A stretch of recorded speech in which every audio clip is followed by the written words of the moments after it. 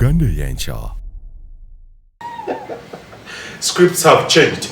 I'm talking about Dr. Lawrence Muganga. Of course, he is the writer or the author of one of those books I still read over and over again. You Can't Make Fish Climb Trees. I got to know him via different shows or talk shows, broadcast, and it was on the Voice of America with my good friend and mentor, Dr. Anindugu Shaka Sali. And they discussed this. I said, wow, one time I might or I must host him on the show. And surprisingly, he flew from Canada just to do the show.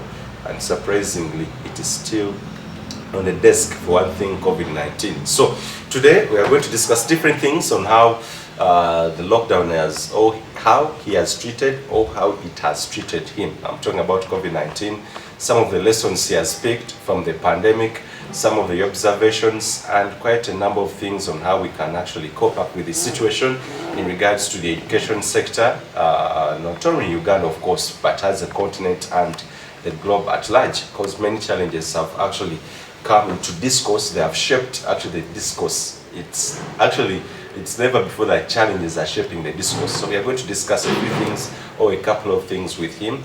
And I guess you have a pen and paper to learn quite a number of things. Dr. Lawrence Muganga. How are you, sir? Very, very, very fine. I think the lockdown, I have treated the lockdown the way you trained me to, because you've given me some tips on how to train or on how to give risks or pandemics, such pandemics, at least blows, and I've done so.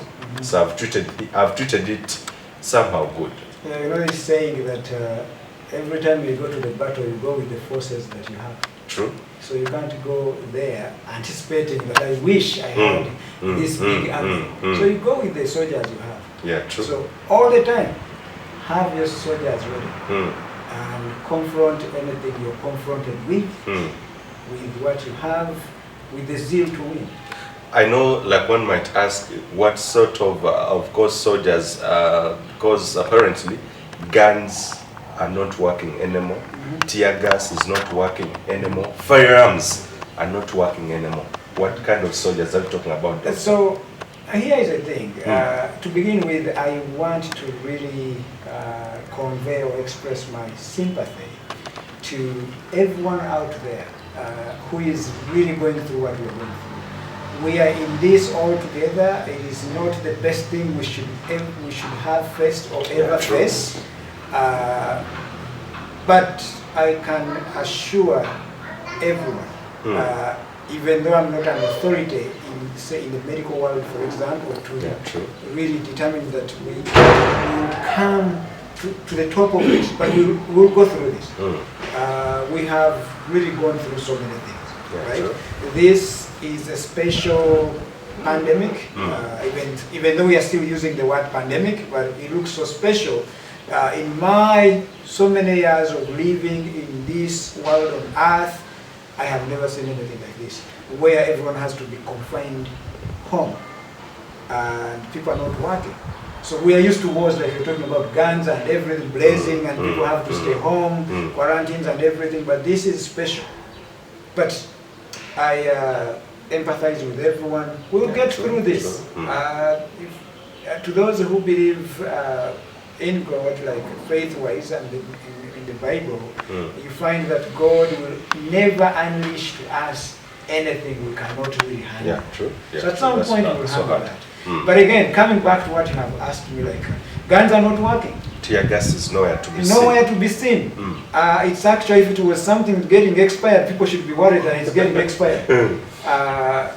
Now we are confronted with a different enemy. Yeah, true. And now the gun that you should arm yourself with, and this is what we call, we have been saying this, that if you're fueling up your car to go from point A to point B, do you have some reserve? That just in case you encounter a certain distance that you never anticipated to really drive, do you still have the fuel to take you another 5 kilometers? And if you had that, then that is the gun you can have besides you. But let's assume you don't have anything. I read so many books and I listen to so many incredible speakers. One person said that like to people who have usually problems, he asks a question and then you have a problem and then you become nervous, you become so stressed, you enter into a depressive mood, you become so depressed. But he asks a very, very simple question. That usually when you are in such a situation, ask yourself this question. Do you have a problem? If the answer is yes, then ask another question. Can you do something about it? If the answer is yes, then why worry? You shouldn't get worried about anything. Number two, do you have a problem? And do you have a solution to it? If the answer is no, then why worry still? Because you don't have a solution. So we are in this catch-22 right now. We have no vaccine, we have no treatment. True. So the only thing you have, the only soldier, the only bullet, the only gun you have is only you. And how do you become a resource to your own self? It is by following what the doctors are telling us.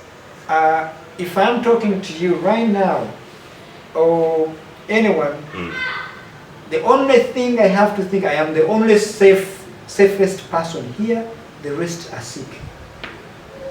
Then, if I have that kind of mindset, that means I'm going to take care of myself. Take care of yourself. Because we need each other after this pandemic is gone. And it will go. So we don't have to expose ourselves to these scary scenarios where you don't know where you will pick up this kind of pandemic. People say, there's some people who are actually trying to undermine this epidemic in a way, say, oh no, this is a flu like influenza or something like this. But I'm yet also to hear someone telling me that we have had flu that has managed to kill almost over 300,000 people in less than 3 months. It's not there. Because I remember like the kind of pandemics we've had so far, of course, the influenza, they haven't actually reached to that magnitude in just a space of months. Exactly. So you can't, if you do that, then you're comparing apples to oranges. You know, actually apples to oranges would be even closer to whatever. So maybe. Okay, doctor. Like in brief, you're comparing actually Lionel Messi to someone who's still learning to. No, you're comparing an orange to a watermelon. So something's huge. The magnitude is actually you can't compare the magnitude of influenza to to this pandemic, COVID-19. The severity is scary. I have never seen a situation where it is even very hard to access a coffin where you can bury your loved one. My God.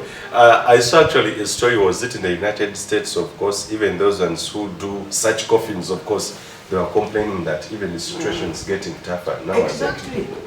I mean, look at the situation we are in this lockdown right now. It is very hard, if, God forbid, if someone lost someone, it's very hard to access a casket somewhere. It's Can hard. you imagine? Have we ever seen something like that? No. So, I fear people who don't fear this situation. But it is what it is. But usually, pay attention to every bad news when it comes. There is always good news that is packaged within it. Okay. And to those who have the eyes will see the good news. And to those who choose not to see, they will never see anything. Especially if you're so engulfed into negativities every now and again. Sometimes approach everything with a positive kind of mindset, right? This has turned the world upside down. Very good. True. It has changed the way we think. I see, like, yesterday I was watching a conference on TV by the Private Sector Foundation, and honestly, and the conference was about how do we prepare for the post-COVID era. True. Right? But on hearing most of the narrative that I had being really articulated, I realized actually people have learned everything but forgot everything. That every solution they were giving was looking at actually the past, where we have been. So someone was still talking about how do we manufacture this, how do we make, for example, add value to coffee, and then we send it out as value added. How do we convert bananas into wines? How do we do? These are things we're supposed to have thought about in the 1980s, in the 19-everything, not in the post-COVID era. The past decades, by the way. Yeah, true. Yeah, so the post-COVID-19 era tells us that, hey, wake up. There are situations that may look like this, where you don't have even the time to process something. But how do you stay afloat if you're confronted with a situation like this? So I listened and listened, and I said, okay, I will give them a benefit of doubt, given the generation like they have worked with and they embrace, they are comfortable with that kind of narrative. And they have not looked beyond what technology can offer and how we can really tap into the latest technologies, leverage this technology to actually fit into the post-COVID era. Very good, Doctor. Going into the observations first, what are some of your observations, of course, on a global scale, that you've observed as a doctor, as a professor, that ever since this pandemic hit the world, that you've observed this and this? So I'll tell you, like, and I want to be selfish here, and confine myself within the education sector. Okay. For so many years, we have talked about changing education as we know it, and people thought it's hearsay. It is, these things can't change. You know, I like people who come up with certain sayings like. You know the saying, I don't know if it is even a saying, but it should be that kind of category, that you either change or change will change you. Yeah, true. If you don't embrace change, then change will change you. So we have been calling for change. Transform education, the education that you have. Don't reform. You have been reforming every day. Transform. Let it look like the life we live. Not an artificial kind of life we think education should look like, but when people go through this various system, it changes after actually landing into real life. But as we were talking about all those things on a daily basis, yearly and everything, here comes COVID-19. And who is going to school anymore? No one. No one.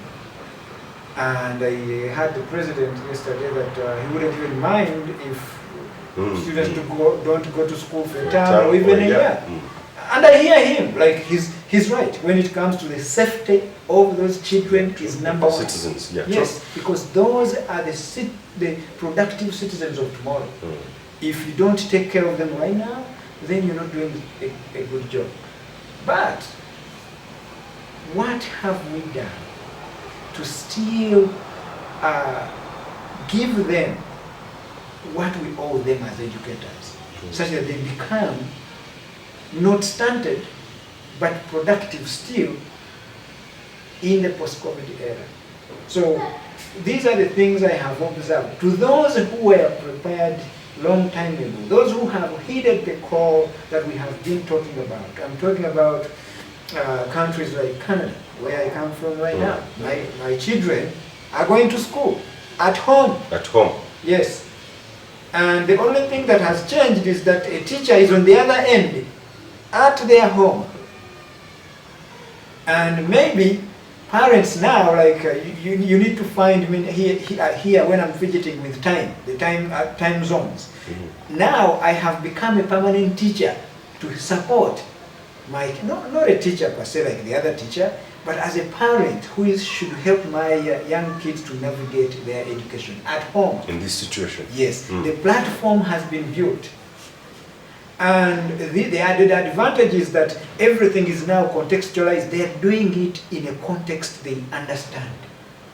An example to be given is given in the context that they can really understand. So, countries like Finland, countries like Sweden, countries, people are not losing time. So, I think this is a great wake-up call for us. That education doesn't have to happen in a classroom. That a teacher... It shouldn't be class-based. Yeah. That the divine place of a teacher should be in front of a student. At the center of a classroom. No. All right, we're still moving. Of course, quite a number of observations, challenges, and lessons or solutions have been picked so far.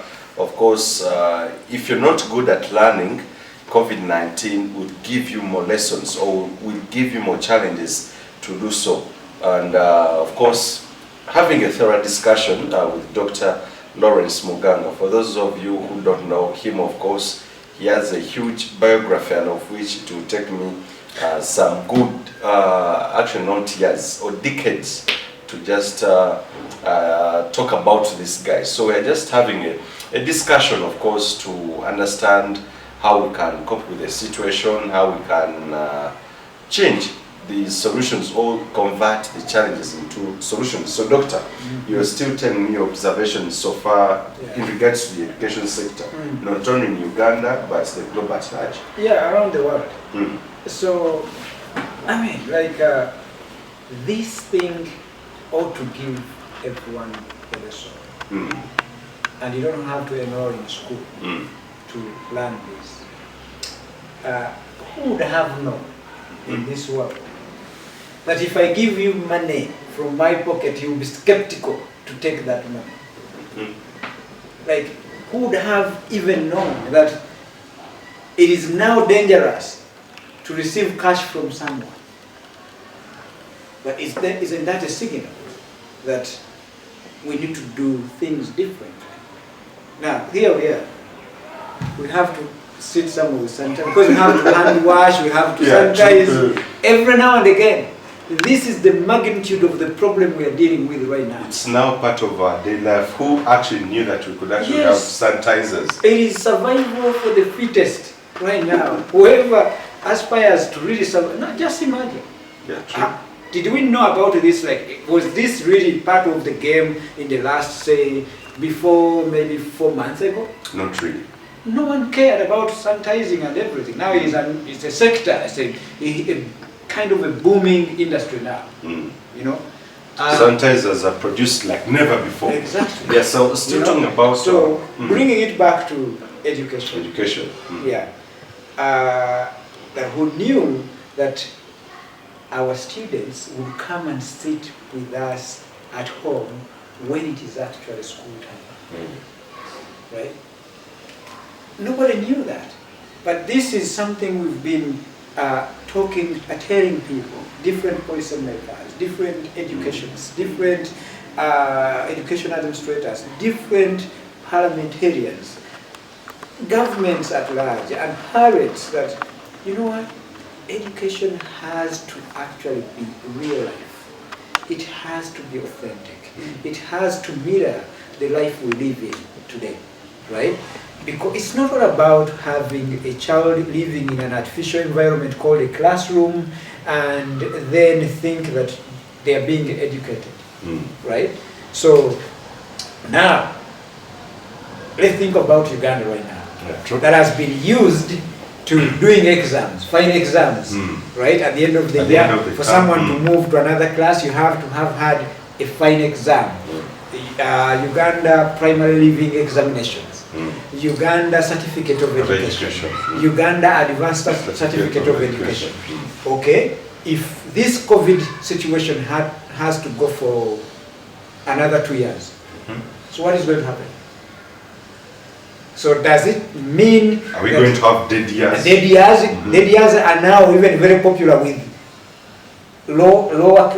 We are used to someone in university choosing to have a dead year, not to continue school, do your own things. But this is going to be now a mandatory dead year that you never wished for. So if the central point now was an exam, and an exam is not going to be done universally, nationally, what is Uganda going to do?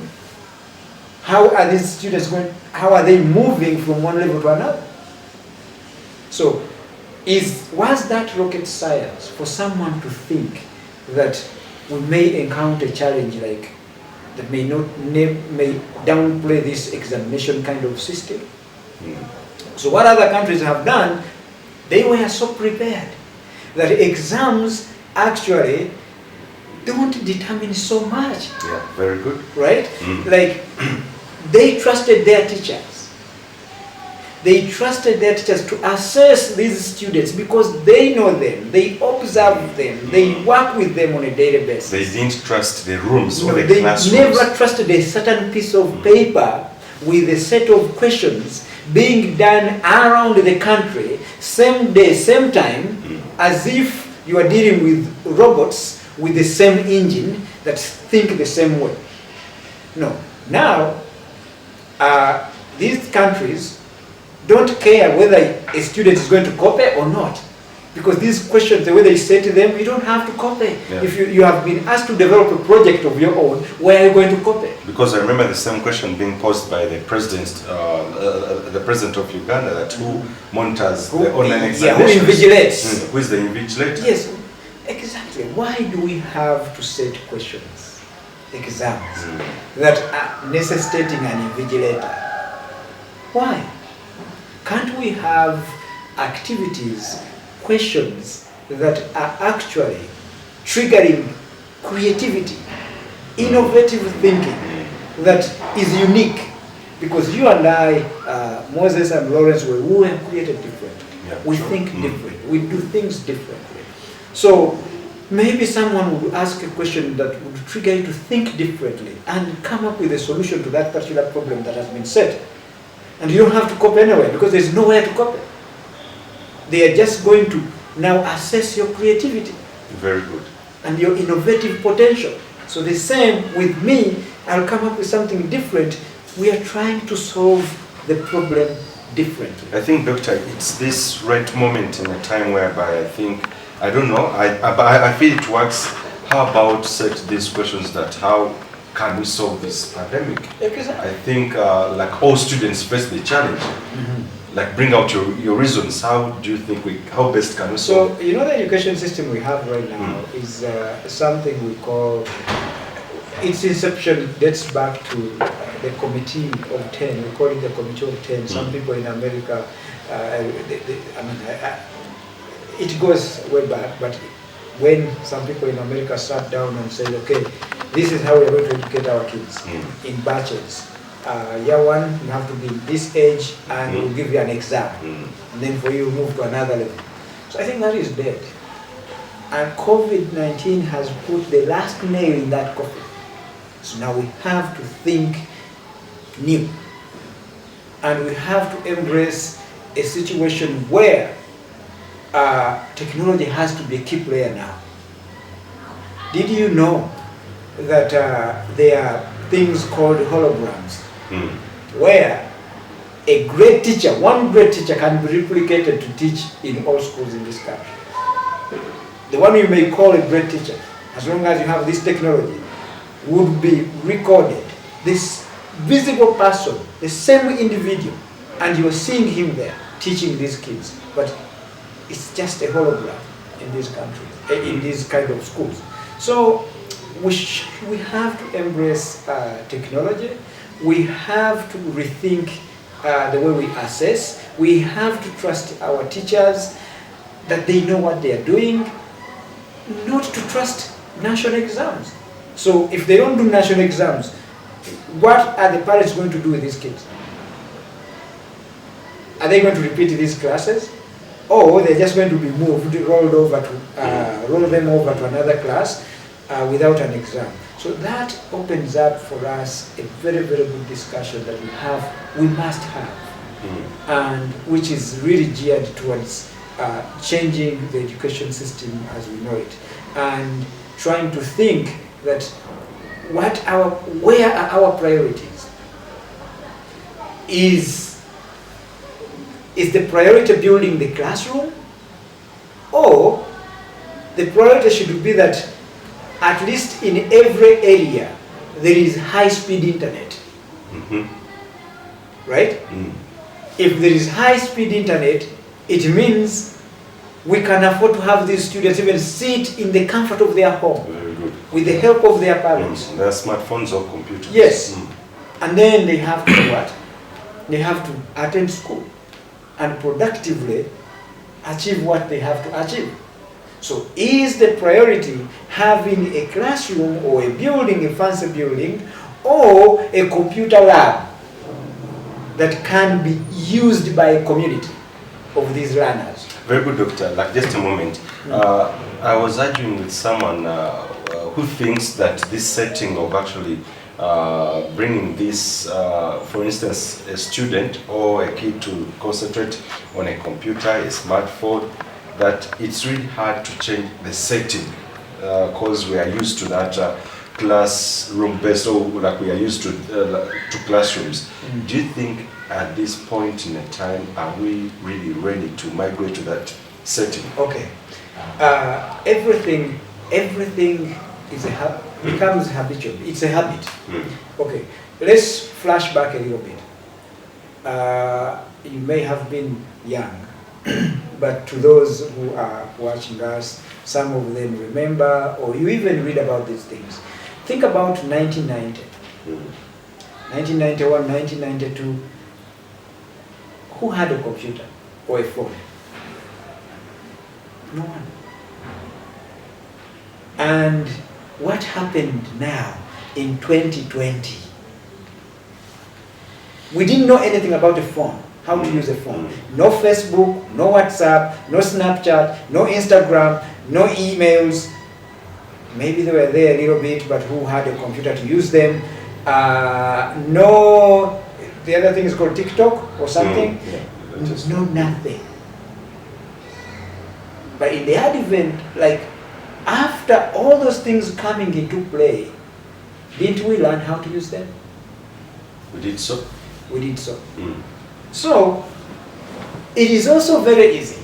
It's just a matter of policy. And government support. That they have to emphasize that, oh, guess what? Learning doesn't have to happen in a classroom. You can actually start your lesson on your way home if you want. Do you have a smartphone? Do you have a tablet? Do you have a laptop? Do you have a computer at home? As you are also doing other things. Instead of people wasting their time looking at WhatsApp, looking at these videos, talking about ABCD, or that are not benefiting them in any way, maybe they can spend that time productively learning or even supporting their kids to learn. Very good, Doctor. Talking of the policymakers, the biggest question, the how question.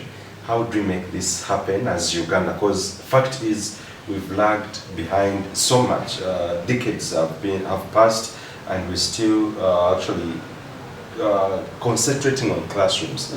How do we migrate to this nature of actually being going digital, the education going digital? Yeah, someone has to weigh what is more expensive. Is building more classrooms around this country, for example. And I'm not saying it is bad. It's a good idea. Infrastructure development. Infrastructure development. It creates jobs. Yeah, true. That's great. It creates environments where these kids have to study. But you also have to think, if I have meager resources, how best can I use them? Right?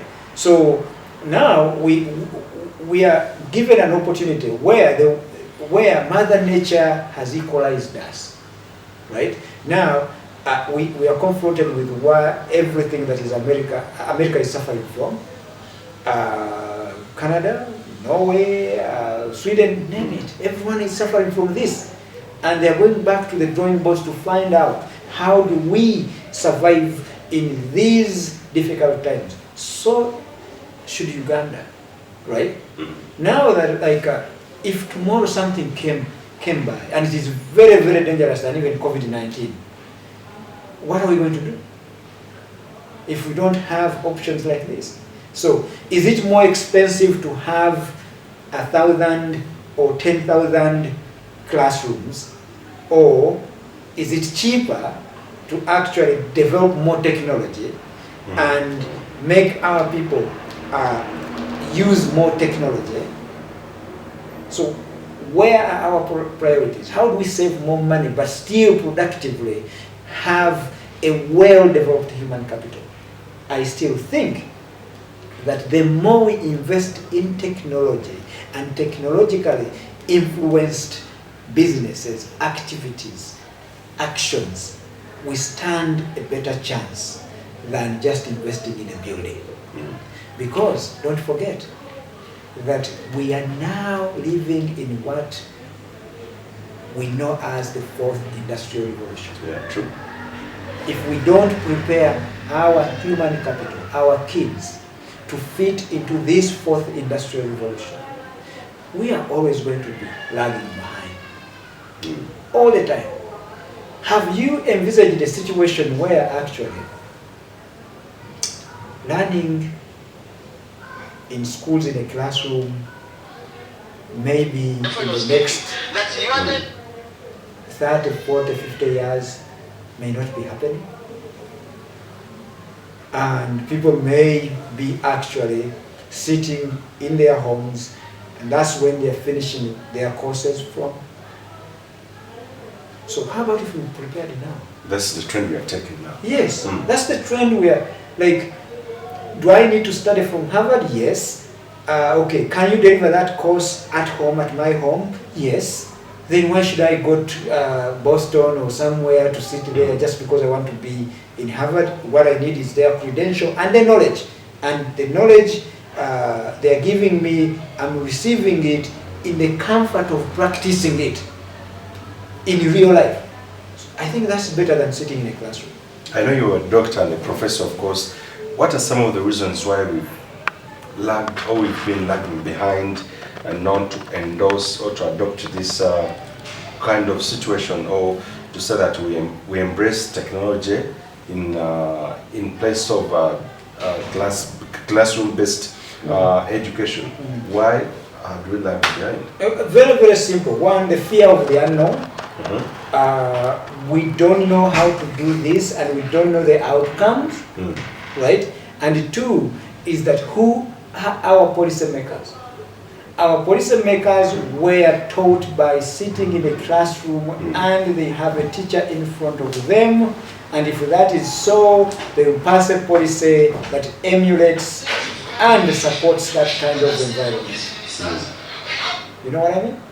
So, but these policymakers and like those who are doing advocacy for this should think boldly. Should think about the future that they don't know about. They should think about jobs that have not even existed now. And taking this COVID-19 as an example, it has changed everything for us. It has flipped everything for us. So now, it is now okay for workers to work from home. Now, bosses are no longer taking roll calls that did you come on time or everything. The worst case scenario is capturing you on COVID and you're sitting on a toilet. You know? Yeah, I mean, like, you are on Zoom and you're not a toilet. You're working from home. Those are the worst case scenario we are seeing right now, right? But as a result of COVID. Uganda Yancha.